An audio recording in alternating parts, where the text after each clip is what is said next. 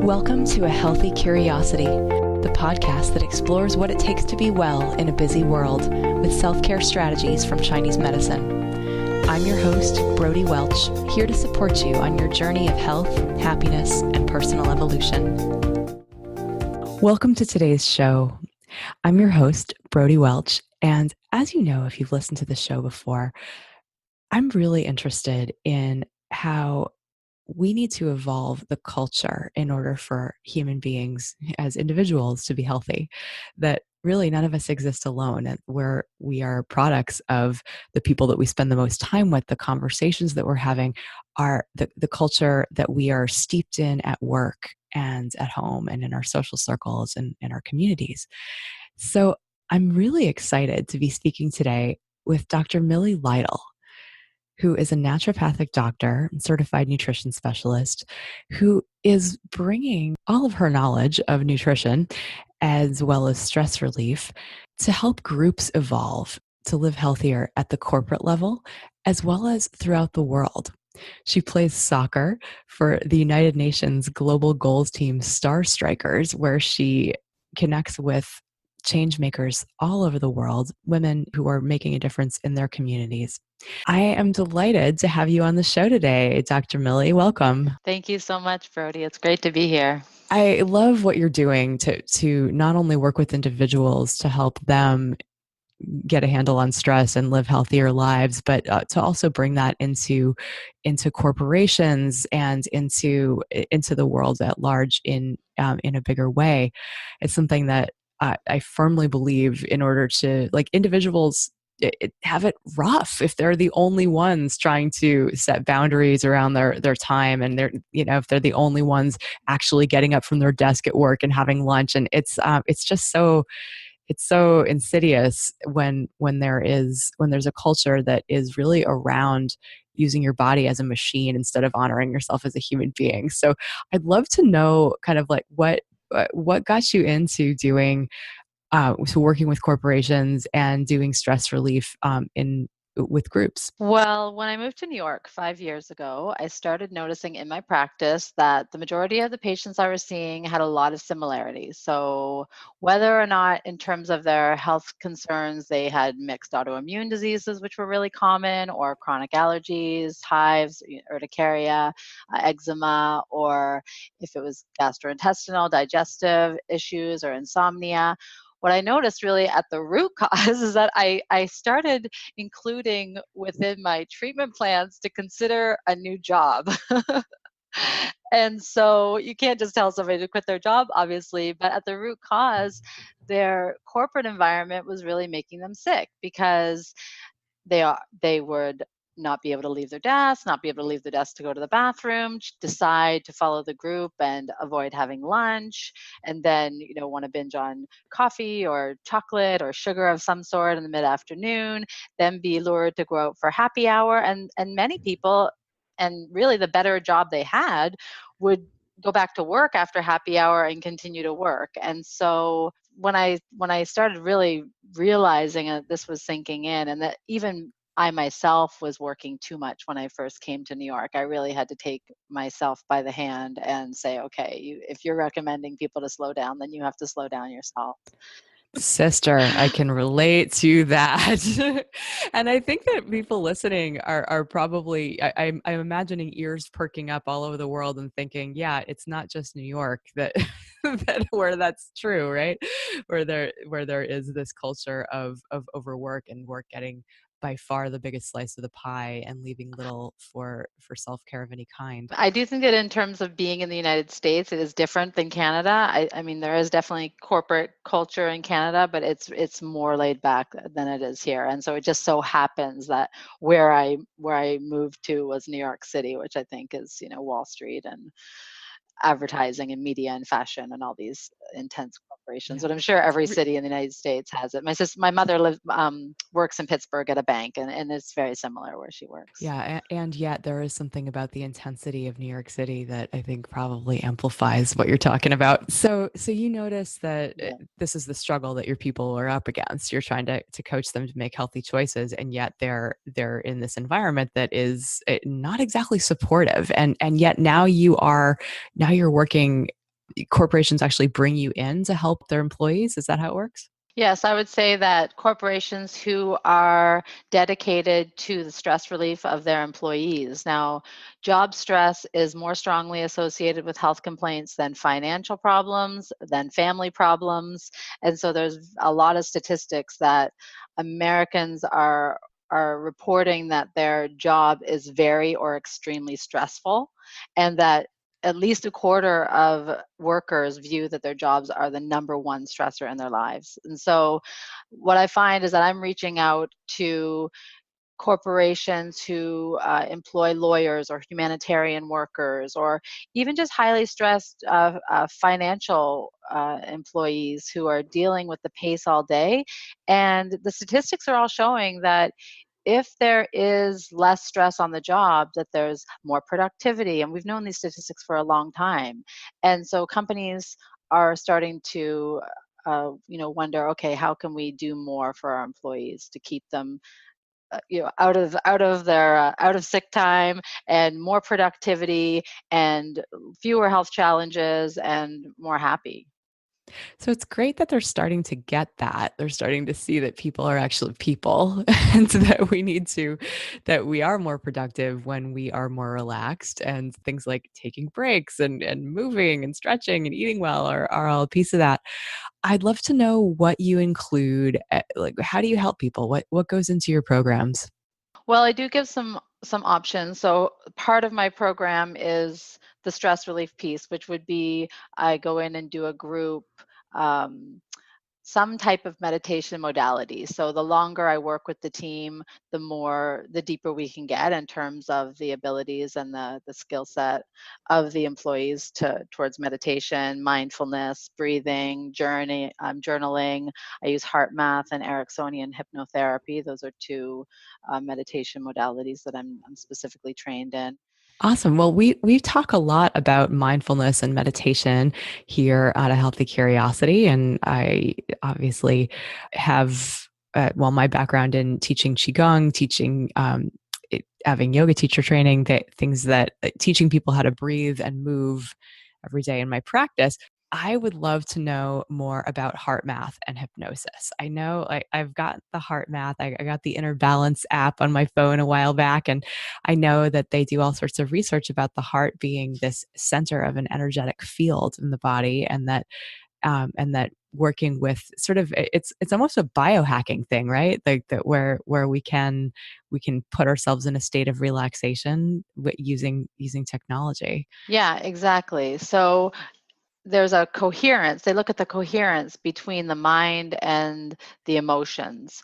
And so we can bring ourselves into a state of relaxation, which has a physiological result of lowering our blood pressure, slowing down our breathing, reducing our catecholamine production, which is our stress hormone production, dropping anxiety, reducing fatigue, reducing depression. So these are the results of heart math, which essentially it's a digital meditation program. And so you either a clinician or a consumer can purchase from a variety of digital tools. And as you mentioned, there is an online app. You do need a breath pacer, so you do need to it uses a biofeedback system to measure your heart rate, and not just your heart rate alone, but your heart rate variability, which is that which is so subtle we cannot measure it with our fingertips. So we can all measure our pulse, our heart rate, how many beats your heart is beating every 60 seconds, for instance. But in between those beats, our beats are always speeding up and slowing down. And in fact, studies show that the more that our beats speed up one beat and slow down the next, kind of an expansion and a contraction, or a speeding and a slowing down, the more uh, the better we are at coherence, at alleviating our own stress. And that makes so much sense to me, just in terms of the fact that the whole universe revolves around pulsation, right? Expansion and contraction, breathing in, breathing out. The pulse of life is about how well we can navigate those extremes, and so the fact that if our hearts are very skillful at doing this, if they can in this incredibly subtle way be speeding up and slowing down in response to what's going on in the environment, that adaptability is an ultimate sign of health. Exactly, and that we can change our thinking patterns to align with our feelings and tune into our feelings a little bit more, even within a moment, in a split moment, and the more we can cause that ripple effect, so we're essentially on an energetic level changing our vibration, but on a physiological level increasing our heart rate variability. The better we are at doing that, then the more we experience these benefits, and the more that it can improve our health and protect our heart from, protect us from having a heart attack, which is essentially, especially at the corporate level, I mean, heart disease is still the number one killer in America, no matter how many medications there are, and no matter how preventative we get. It's still associated with being an executive and busy and having a big job and at the corporate level. So of course everybody gets heart disease, but certainly having a big job and a good job and stability and money and all those things do not disrupt or protect against heart disease. Oh no, yeah, not at all. It's correlated with it, right? And even more women who are in the financial world and in big business are suffering more heart attacks. And so I do think that the heart math, and I love the way you put it, that that it makes sense that the universe is because the universe itself is on a hum, is on a pulse, is on a frequency. Then it makes sense that our bodies and are also following that biorhythm, and our hearts are hormonal, which is essentially one of the key scientific principles of heart math. The heart is hormonal. Tell me more about that. Yeah, so how the heart beats either stimulates stress hormones or stimulates the relaxation hormones. So the beating of the heart and our heart rate variability based on our thinking, actually all starts with our thoughts. So it is linked to psychology and cognitive behavioral therapy principles, is that our heart is affected by how we're thinking or by stresses from our environment, and then in turn it releases hormones that cause us to go into sympathetic mode or into parasympathetic mode, so into the stress fight or flight response or into the relaxation response. And that's how we filter our thoughts, because stress is a lot about perception. And you can have a dog barking at you and chaos going on in front of you, and you could be hungry. You could have all these stressful events, but it's how you think about or perceive your stress levels. And so that's really where we can, as individuals, and how I like to help people, is we can help change the perception of our stress, which helps to improve the feelings about our stress. Yeah, very few things are inherently stressful to the body, right? I mean, like most of us are not haven't we have access to water, we have access to food. That a lot of these things that are empirically stressful to our survival are not what stress us out on a day-to-day basis. Like that absolutely is how we're perceiving the world. In Chinese medicine, just a little side note from what I do, that in Chinese medicine, the heart is considered to be the center of emotion, as well as kind of the seat of our perception. And so it's so that the shen, the sort of the consciousness, the lens that we look through, is said to be rooted in the heart. And that and absolutely, if you can change your perception of the world, you can change really that affects the body at the deepest level. It's like the heart's the emperor. The heart is the conductor of the orchestra that brings it all together in a coherent way. And that if we can get a handle on what it is that we're habitually believing to trigger these stress patterns that are so familiar, that we can really revolutionize our nervous systems. We can have a totally different relationship to the world when we realize what it is that we're believing and buying into that's causing stress. Yeah, exactly. And at no time is that more relevant than this year, and because what we believe about the big issues like global warming and the future of our country and the ice caps and whatever, what we believe about those things, as well as what we believe about that our boss thinks about us, and what we believe about what we're going to have to endure when we're at work, or who's competing with us, or who's treating us this way, and it kind of triggers us back to our emotions about ourselves. So that's one reason why I really like heart math, because it takes 3 very simple approaches and helps you helps you process your thoughts and connect with your heart, so that really what matters most to you, and which is feeling good, Mm-hmm. becomes a priority, as opposed to staying stuck in our minds or stuck in our fears. So I know that you mentioned that people do need a breath pacer. Is there a way that people can apply these principles on their own? There is, yeah. So in order to have the biorhythms measured, so in order to do the actual digital program, you do need to have a breath pacer, which is, would be a purchased product. However, everybody can apply the principles of heart math simply by sitting in meditation. And when you're meditating, you start by focusing on the area of your heart, so anywhere in the vicinity of the center of your chest, and you just start breathing and focusing on your chest. And then you start breathing, imagining as if you're breathing in and out of the area of your chest. So you do heart-centered breathing. And then the last piece of it is to feel something good, generate a positive emotion. Because without so much meditation focuses on emptying the mind and clearing the mind, and kind of relieving the stressor. But heart math actually focuses on generating a positive emotion.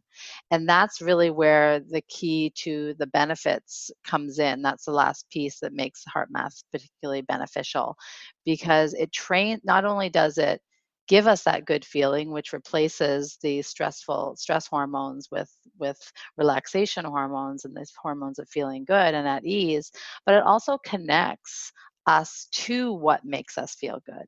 When I first start working with people, so many people don't know, and we have to really do it through trial and error. So as they're starting to meditate, I work with them, as I watch their heart rate variability, and I say, oh, what are you thinking right now? Because that's working. I can see that that's working. Yeah, exactly. That their heart rate Right. More variability of that. is improving. And so it's like, oh, I was thinking about my dog, It's like, yeah, Hmm. your dog makes you feel really good.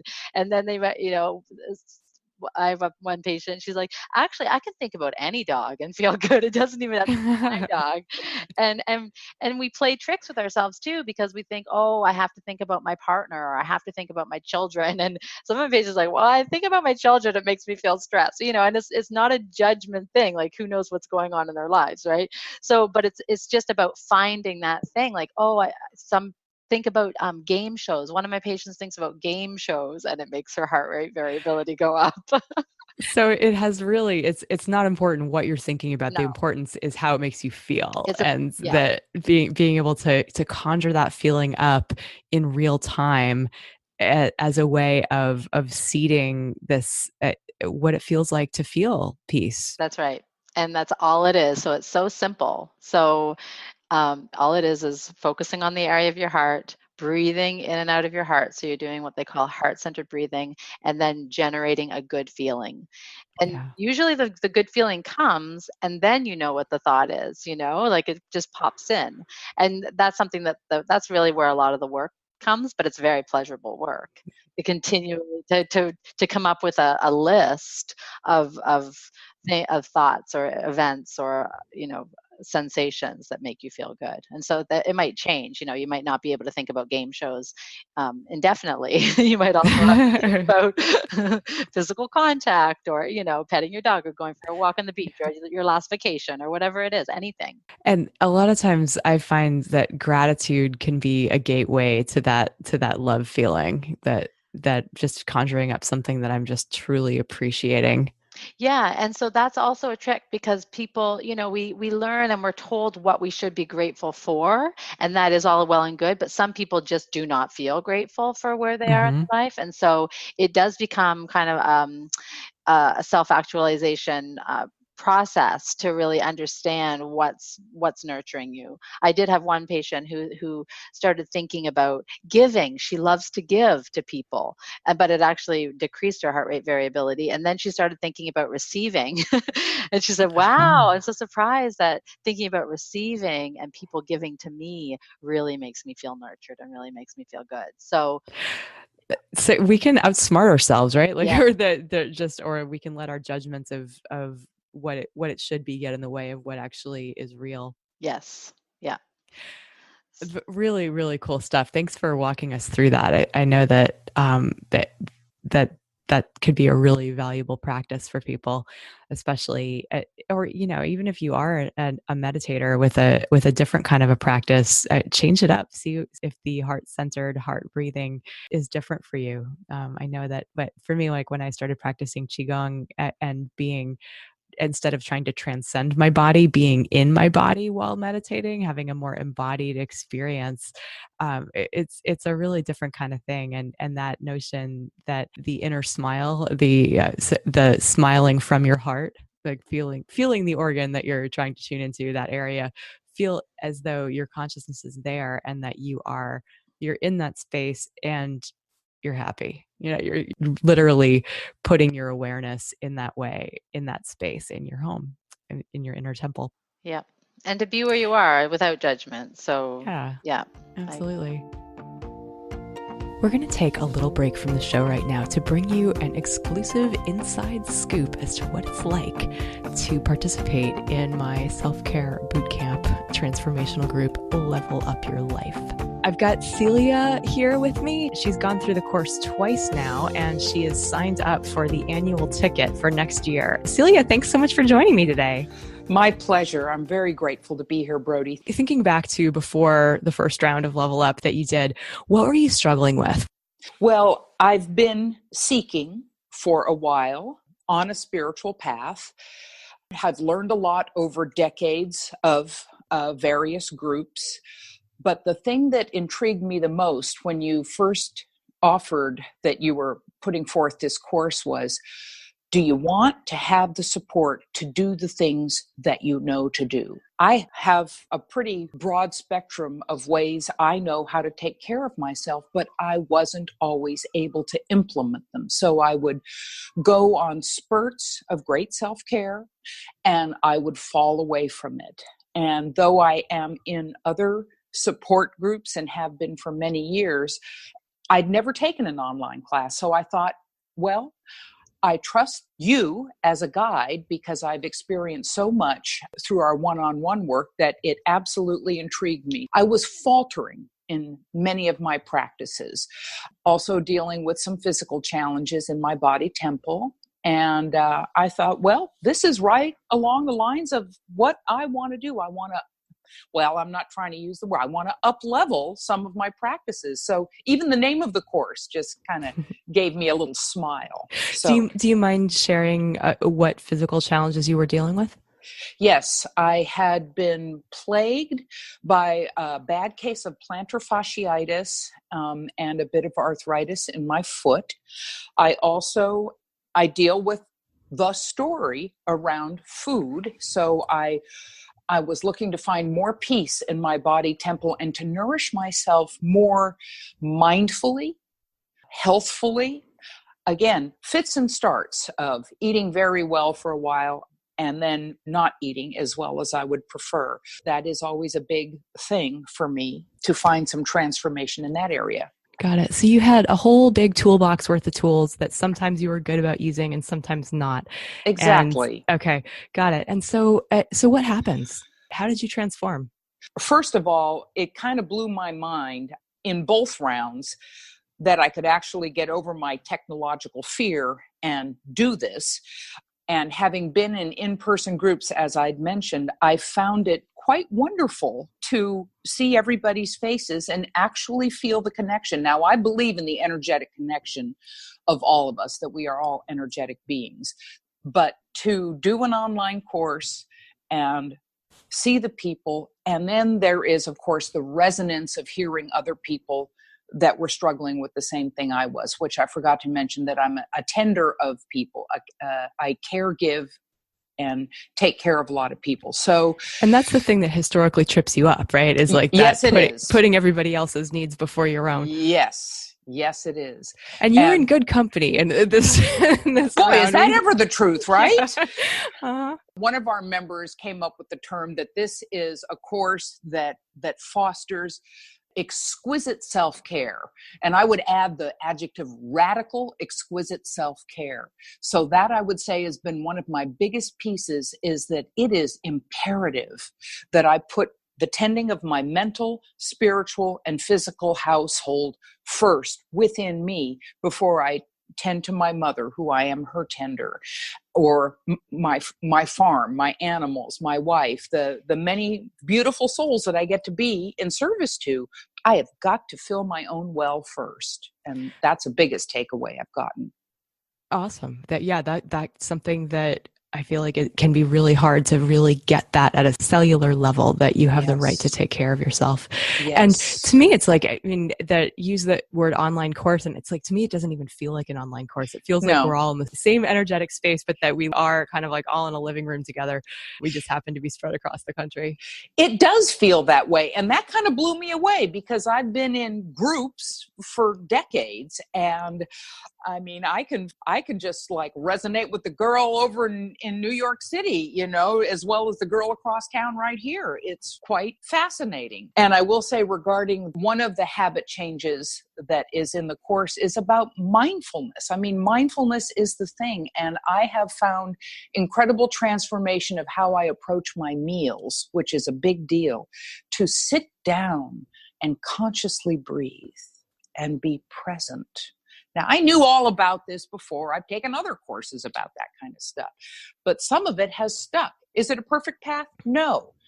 But when I am present for my meal and take those conscious breaths, it nourishes my body differently energetically, and I don't seem to want as much as I had previously wanted. So that is a big piece that I want more of. That's why I'm coming back for more. I want more reminders and moving as a group forward within the habit changes to anchor that even further. Beautiful. And what changes have you seen? I know that you've done a lot around eating and Yes. changing your patterning there. Yes. And I'm curious as to the ramifications that has had for your energy, for your pain levels, for your inflammation, and for how you feel about yourself. Well, when I eat in alignment with what I know is best, and when I am present for my meals, I believe, and you probably will, inflammation of the mind is going to cause inflammation in my foot. Well When put. when I am de-inflamed in my mind through all of the flurry and eating haphazardly, everything feels somewhat inflamed. There seems to be that much more of it. The cortisol is released, a little bit of energy, the adrenals are kicked in, and I'm like fight or flight and all of that. When I am calm and present when I eat, my body just feels better.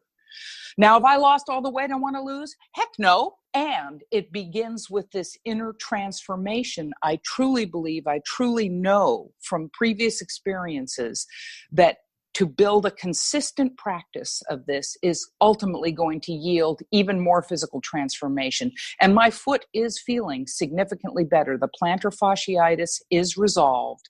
I want more radical self-care. I love it. I love it. And I'm so glad that you're a part of this group. 11 weeks is long enough for those habits for us to be exposed to them and to maybe make a micro shift in that direction.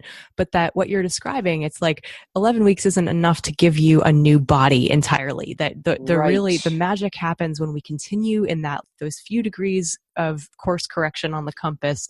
We've got to keep going in that direction. And over time, that takes us into a very different location on the planet than we would have arrived at otherwise. And so it's a matter of keeping on going until you reach the goal. And a lot of times the difference between staying on course and veering off course is having support.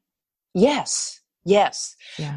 You use the wonderful term Kaizen, which is making the micro shifts. And that totally resonates with this other concept I read about in a fabulous book a number of years ago called Opening the Trim Tab on a Boat. When you turn a mega ship around, the first thing they do before they turn the rudder is they open trim tabs, these little tiny things that start a micro shift in the turning of the ship before they turn the big rudder. So a lot of my trim tabs are open. There's been a lot of shifting and a lot of turning of this vessel into a more consistent path to where I want to go. And I know that signing up for a year is going to help me turn that rudder. Especially because as we start to turn, we get to a point when we're starting to see a different horizon, and Yes. it's terrifying, right? Like that Yes, there's, it is. it's like an affront to the whole way that we used to be in the world. And you look out over this scary unknown, and it's really tempting to just fall back on the familiar. And this is where I feel like, in my life at least, having other people to hold me accountable for, like, no, it's okay. It feels different and it feels scary, but actually this is good. This is Yes. this is a new thing. This is growth. That's true. Yeah, it is sometimes very uncomfortable to be the new and improved, empowered self, because the world has been trained by me rolling out the red carpet for every Tom, Dick, and Harry. So, woo, if I pull that carpet back in, people get a little curious as to what's going on. Yeah, exactly. But actually, you're just not open for business at that point. Yes, Yeah. yes. Wow, a boundary. Go figure. Yay, boundaries. So Celia, if you could go back and tell someone in your shoes, or maybe even tell yourself before you entered this program, what would you say to someone who is feeling that call to make a change, to really bridge that gap between what they know they need to be doing and actually doing it? What would you say to help them figure out whether or not to do it?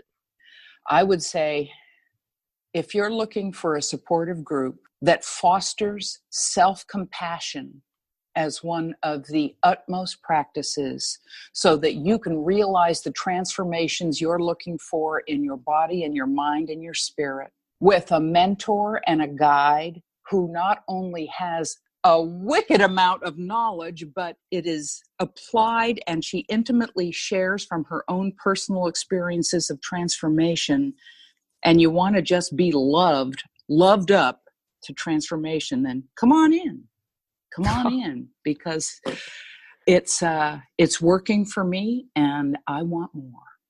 Awesome. Thank you so much for sharing your experience, Celia, and for those incredibly kind words of testimonial. I super appreciate it. And I hope that anybody listening for whom this is resonant, book your discovery call. Hop on in for the annual pass for 2018, because this could be your year. Yeah.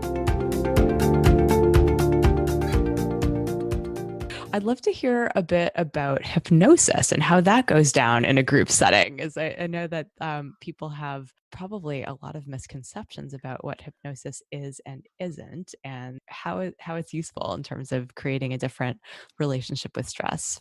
Yeah. So I've been practicing hypnosis since 2006, and I learned it because I was attending births as a doula at the time, and I wanted a pain relief tool. And so I started teaching it for pregnant women, and I started teaching it to individuals and attending births, and just seeing amazing successes women had and their partners had in going into the state of trance. And so the state of trance is the state where your hypnotherapy is successful, and that's when you go into what we call the unconscious mind or the subconscious mind. And there are so many myths about hypnosis, because we might think about watching somebody quack like a duck or take off their clothes on stage or something like that, and they are in trance, but they're volunteering to do that because they're in a place that feels good in their mind. So the point being is that being in trance is a place that we're all familiar with. It's a place that our brain actually goes when it wants to zone out. So if you're reading a book, for instance, and you can't absorb the paragraph, you keep reading the same paragraph over and over and over, it's because you're in trance. Or if you're driving down a stretch of highway you're very familiar with and you didn't remember the last mile or so, it's because you've been in trance.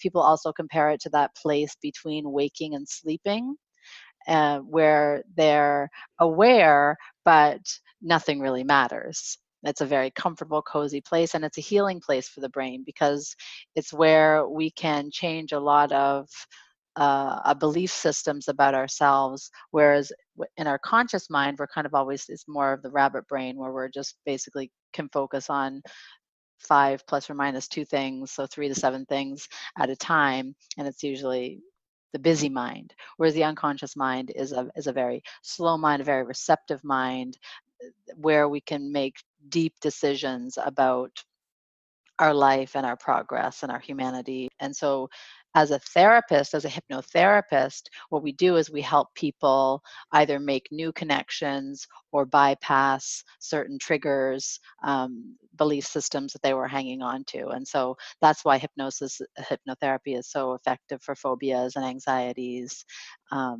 and habits, daily habits, is because we work at that level of the unconscious. So it's really just a state of brain waves. It's a slow state of brain waves. It's slowing down the alpha waves and getting into the beta or theta waves has even been reported. So it's working at that level. It's just hearing you describe the trance state was so relaxing. Thank you for that. And yeah, I know that hypnosis, I see it a lot in my practice. I have a healthy eating meditation available, and it's basically a hypnosis meditation where it invites people to let go into a state of relaxation and to be there, and works for a lot of people because it's the power of suggestion, but it's in a place that aligns with what these people want anyway, and gets them into a state of deep relaxation and receptivity that helps them align with their intentions, as opposed to letting daily life derail. I'm wondering if are there particularly important things to guide people towards for stress relief? Like what typically is useful for groups of people? So yeah, when you're doing group hypnosis, well, one thing that's nice about hypnosis, and it's similar to guiding somebody into meditation, and of course they are on the same on a spectrum of of relaxation.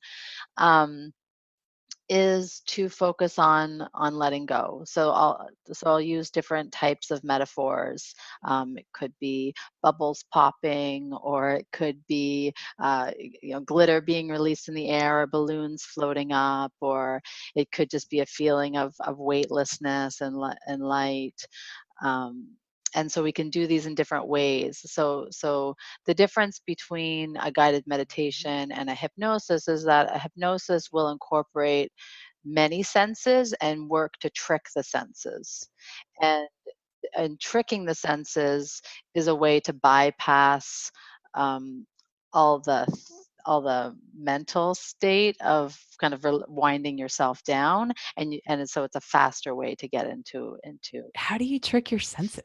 So you trick your senses. So there's usually like a story involved. So I mean, this is learning to do hypnosis is learning to trick people's senses. Sure. Yes. Yeah. No, I'm not asking you to like certify me in hypnosis over this But particular interview. But I will say that when I learned hypnosis, and I learned from Mike Mandel, who used to be a stage hypnotist, and he would travel all around to colleges and everything like that. But now, I mean, he's everywhere, all over Facebook. At least he's all over mine, just teaching people different techniques to put people in trance. And so, I mean, you can put your hand in front of somebody's eyes and just say sleep, for instance, and just like swipe down. And so you're kind of confusing the person by like this. There's this like jarring attack, and then it's a relaxation response. And so they think that they're being confronted with something, and then it's their sleep. And so then there's this, I can't explain all the reasons as to why that works, but it can work immediately to put somebody into a deep state of trance. But the point is that you're bypassing the conscious mind. You're getting around our usual guard. And so, and I love those metaphors that letting go in various ways. And I feel like even just that can be useful for people, just to hear you describe it, just to take it in, and practice on ourselves. Do you have ways that people can practice on themselves? So I do run a weekly hypnosis group, and there's actually free tracks on my website, drmillie.com or eatingformeaning.com. It's the same website right now.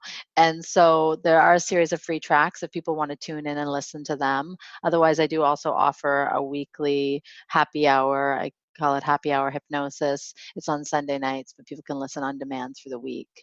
And it does help get people, just kind of train people. Because once you know where the space in your mind is that you're hypnotized, you can just go directly there. You can just drop there. It's not like you have to sit yourself down and breathe for a half an hour and go to that place. You could just you can go there at a drop of a hat. I mean, I could hypnotize myself standing up, and I would sit down, and then you just give yourself an instruction for something you want to accomplish. So it is a very efficient, efficient way to relax the mind and to procure epiphanies. Wow, you must be unstoppable if you can address your subconscious that directly. That's so cool. Yeah, and anybody can do this. It's just a matter of knowing how to let go. And yeah, what you have to ditch in terms of your thinking brain. So, and it's how often you do it. And I do think that there is some benefits to being guided, because within your own mind, there are still limitations. It's always nice to hear somebody else's creative input, but yeah, all hypnosis is self-hypnosis, and there's no mind control. Hypnosis also tricks you into thinking that somebody is reading your mind, because the hypnotist can anticipate what you're going to think or where you're going to go based on what they've said. And especially, a hypnotist has been working at it for a while, and so it feels like the hypnotist is reading your mind, but the hypnotist is in no way reading your mind. So that would be another big myth, I think, that people sometimes are maybe scared about. And a hypnotist can never make somebody do something that they don't want to do. Yeah, that's a really important point. And the person is not asleep. You are awake. You can come out of it anytime, and you can refuse to go into hypnosis as well. There is free will involved. So it's not like somebody's taking over your mind and controlling you and making you do things you don't want to do. That's not the case. You're doing things that you want to do, that are within your comfort zone, even if it's getting up on stage and quacking like a duck, and because it feels so good to be in that state. But in a therapy session, nobody's quacking like a duck. Nobody's quacking. That's not happening. No. Thanks for helping to dispel some of those myths. I think that's really useful information. Getting back to the group stress relief at the corporate level, I'm wondering, are there actually policy changes, or like that are there systemic impacts that you see? Like, so if you're in a corporation that's like giving lip service at least to like, or the idea that they want their employees to not be stressed, are they willing to do things like build in breaks, or change some of the expectations that they have to allow individuals the freedom to be more in integrity with their own natural energy, or to like do what they need to do for themselves? Yes, and I do think that millennial-based startups are more in that direction, and they are putting these types of things in place from the beginning. I mean, we've heard about Google, and there's all sorts of Hulu, and all these companies kind of have kitchen spaces for their employees, and some of them have like healthy organic cafeterias. And so there are companies that have done this from the ground up. And so those are not necessarily the companies I'm working with, but Right. That seems like such a good trend, though. yeah, as far as corporate culture, I mean, there are companies that are leading the way. Now, people can always do it. They can always be a better job. Like I go into a Hulu Kitchen, for instance, and they don't have healthy snacks. They have a lot of candy, actually. Yeah. And so, but just being aware, yeah. So being aware of what foods are available to employees, similar when we think of children and vending machines, and if we're encouraging healthy snacks, if we're encouraging lunch breaks, like encouraging people to go out and take a break, encouraging people to take mental health days when they need it, which can prevent burnout or can prevent sickness, being easy on employees when they ask for certain things that they need, space or support or a break, or whereas there's so many cultures are so rigid when it comes to no's, and it really is a no, and the employees have a fear about approaching their supervisor or their manager. So it really, I think it starts with how the company functions and what the role of what good management is. So companies can, and once they start realizing where there is space for their employees to be healthier. So even if it's like less coffee available, more other beverages, or flexible arrival and departure times, or encouraging conferences. So there's like social health, so there's just so many ways that it can benefit, that I've seen it impact different different companies. Well, it's awesome that you're in there making inroads and showing these groups that have a lot of power over how things are done, that things can be a bit more humane, and that's actually good for the bottom line as well as good for the employee. Yeah, exactly. I mean, we're just not in the industrial age anymore, So it everybody needs to rewire their brain in preparation for the crypto time that we're living in. Really, really true. And so I'm happy to be participating in that shift. All right, Dr. Millie, if people want to connect with you, what's the best way for them to do that? The best way is to go onto my website, which is drmillie.com, drmillie.com, and they can access any of my programs. I have some digital programs, or I offer for anybody in New York or in the tri-state area. I do offer courses, and then if you want to do my happy hour hypnosis, it's $11.11 a month, so you get a hypnosis every week, although there are some free tracks just to try it out on my website as well. So I have got some other free offers, nutrition based. I've got a detox guide for your organs to help clean out your organs. So just go to my website, and then all the information's there.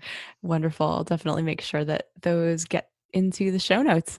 Thank you so much for sharing your knowledge with my listeners, our community here at A Healthy Curiosity. Oh, you're very welcome. It was my pleasure. Thanks for listening today. For more episodes of A Healthy Curiosity, you can visit the iTunes store. If you appreciated today's show, please leave us a review. This helps other people to find the podcast. You could also head to brodywelch.com, where you can find free self-care resources, learn more about Chinese medicine, and let me know what you'd like to hear about on future episodes. I'd love to hear from you. Till next time, be good to yourself.